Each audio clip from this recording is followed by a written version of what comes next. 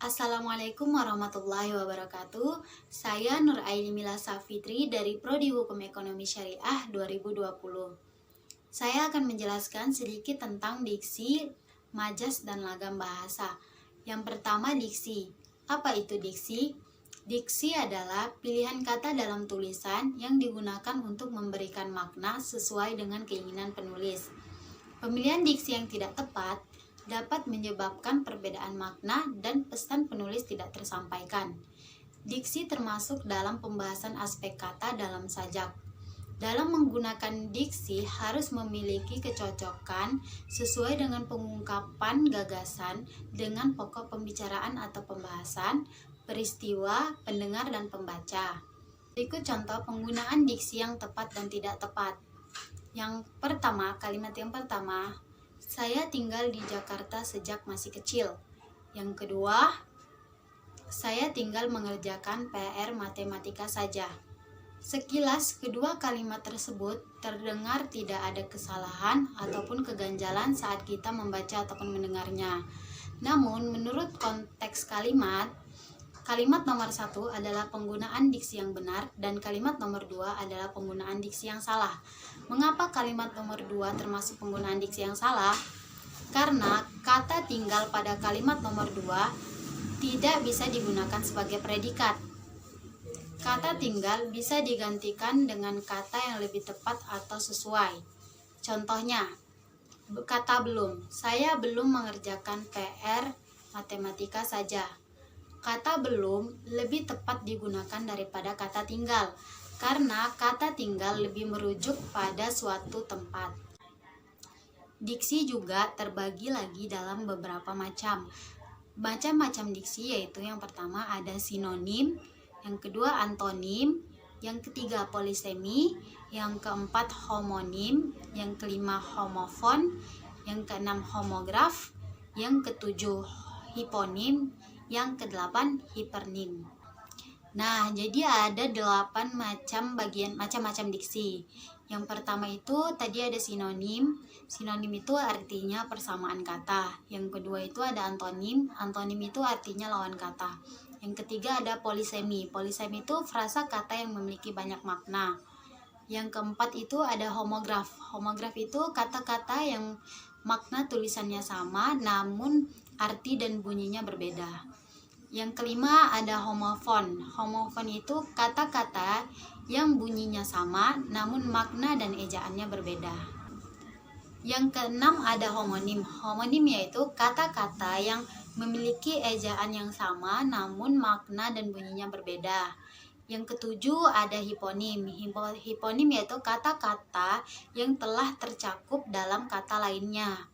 Yang terakhir yaitu hipernim. Hipernim yaitu kata yang maknanya telah tercakup dengan kata lainnya.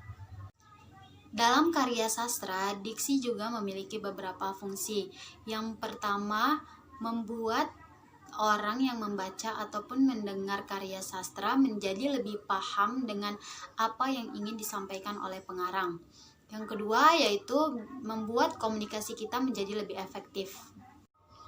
Yang kedua yaitu majas. Majas adalah salah satu bentuk gaya bahasa untuk mendapatkan suasana dari sebuah kalimat agar menjadi semakin indah. Majas melakukan penyimpangan dari sebuah makna yang biasa digunakan. Contohnya tangan kanan. Tangan kanan memiliki arti yang sebenarnya yaitu anggota tubuh manusia. Namun dalam kalimat majas ada kalimat dia adalah tangan kanan Pak Budi. Kata tangan kanan di sini yang awalnya adalah anggota tubuh manusia berubah menjadi orang kepercayaan. Makna anggota tubuh manusianya pun hilang menjadi orang kepercayaan. Nah, jadi dia adalah orang kepercayaan Pak Budi. Inilah yang disebut dengan majas. Jenis-jenis majas yang kita pelajari pun banyak sekali. Ada 3 macam majas. Yang pertama, majas perbandingan, yang kedua majas sindiran, dan yang ketiga majas penegasan. Dari ketiga majas tersebut pun terbagi lagi ke beberapa bagian majas. Di majas perbandingan ada alegori, hiperbola, metafora, metonisme, litotes, dan eufemisme. Kedua, majas sindiran ada ironi, sarkasme, dan sinisme. Ketiga, majas penegasan ada pleonasme, aliterasi, dan repetisi. Nah, itu dia berbagai macam majas. Saya akan menjelaskan sedikit definisi dari majas yang sering kita temui atau yang sering kita pelajari. Dari majas perbandingan tadi ada majas alegori. Majas alegori yaitu majas yang menyatakan ungkapan kiasan atau penggambaran. Contohnya, dunia ini seperti roda berputar, kadang kita di atas, kadang kita di bawah. Lalu ada majas metafora. Majas metafora yaitu majas yang memakai analogi atau pengumpamaan dari dua hal yang berbeda. Contohnya, anak itu terkenal kutu buku di kelasnya. Kutu buku dalam artian karena dia sering membaca buku, jadi diumpamakan dia adalah seorang yang kutu buku.